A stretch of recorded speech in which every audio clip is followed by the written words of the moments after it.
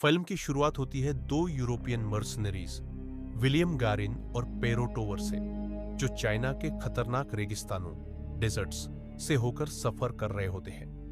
उनका मकसद है उस रहस्यमयी ब्लैक पाउडर को ढूंढना, एक ऐसा हथियार जिसके बारे में कहा जाता है कि उसमें आग और बिजली जैसी ताकत है। सफर के दौरान उन पर रेडर्स हमला कर देते हैं और उनके ज्यादातर साथी मारे जाते हैं।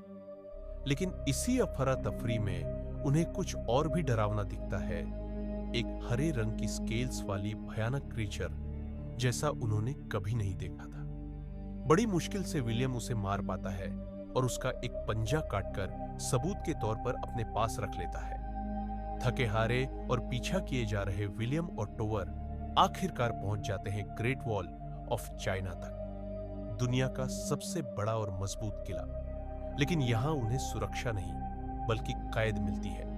उन्हें पकड़ लेती है नेमलेस ऑर्डर, जो एक एलिट चीनी आर्मी है जिसका काम है वॉल की रक्षा करना। शुरुआत में विलियम और टोवर सोचते हैं कि वो युद्ध के कैदी है, लेकिन जल्द ही उन्हें असली सच पता चलता है। ये दीवार सिर्फ इंसानी फौजों से लड़ने के लिए नहीं बनी थी, बल्कि उन राक्षसी क्रीचर्स से बचाने के लिए जो उन्होंने पहले देखे थे। इन्हें कहते हैं ताओ तेई। नेमलेस ऑर्डर बिल्कुल अलग और अनुशासित, डिसिप्लिन्ड फौज है।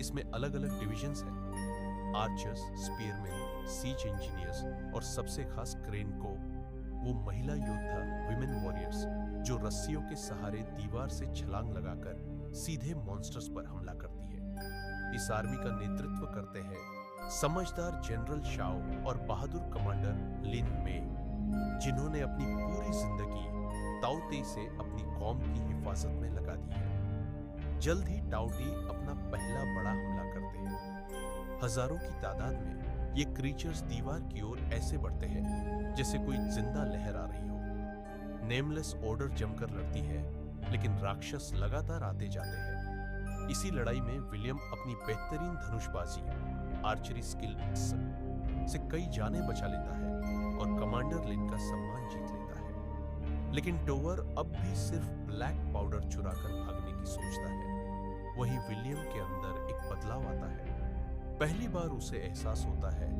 कि जिंदगी सिर्फ दौलत और सर्वाइवल से ज्यादा भी हो सकती है। नेमलेस ऑर्डर के साथ लड़ते हुए उसे इज्जत और अपनापन महसूस होता है। धीरे धीरे सच्चाई सामने आती है कि ताओ ते दरअसल एक क्वीन के कंट्रोल में है। जब तक वो जिंदा है, इंसानियत खतरे में है। राक्षस दीवार के नीचे सुरंग बनाकर राजधानी तक पहुंच जाते हैं। जनरल शाओ मारे जाते हैं और अब जिम्मेदारी कमांडर लिन पर आ जाती है। समय बहुत कम होता है। विलियम खुद आगे आकर लिन की मदद करता है एक आखिरी काउंटर अटैक में। हॉट एयर बैलून्स और ब्लैक पाउडर का इस्तेमाल करके वो दोनों शहर के अंदर ताओ ते की भीड़ तक पहुंचते हैं। एक खतरनाक और सस्पेंस से भरे मिशन के बाद विलियम और लिन आखिरकार क्वीन पर सीधा एक्सप्लोसिव हमला करते हैं। धमाकेदार ब्लास्ट में क्वीन मारी जाती है और बाकी सारे टाउटी एकदम ढहकर मर जाते हैं। अंत में शांति वापस लौट आती है और इंसानियत बच जाती है। टोवर को छोड़ दिया जाता है ताकि वो अपने घर लौट सके, लेकिन विलियम रुकने का फैसला करता है। अब उसके लिए ग्रेट वॉल सिर्फ पत्थरों का किला नहीं रहा, बल्कि एक प्रतीक, सिंबल बन गया है। कुर्बानी, बहादुरी और एकता का, जो असंभव हालातों के खिलाफ भी मजबूत खड़ी रहती है।